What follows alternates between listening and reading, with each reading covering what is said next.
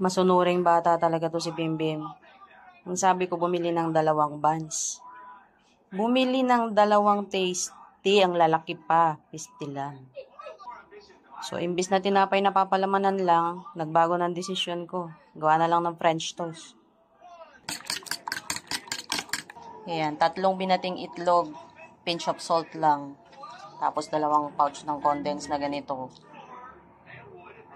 Para tipid. Pero masarap kalalabasan yan. Yan, sa kawali, may konting butter lang. Tapos nagbabad na ako ng tasty. Para kakapit yung egg tsaka yung condensed. Yan, lutuin nyo lang sa mahinang apoy. Huwag nyo napansinin yung kawali, antigo na yan. Marami na pinagdaanan yan.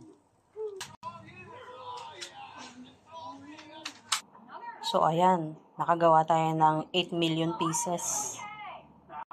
Sa mga nagsasabing mahirap gumawa ng French toast, madali lang. Tamad ka lang.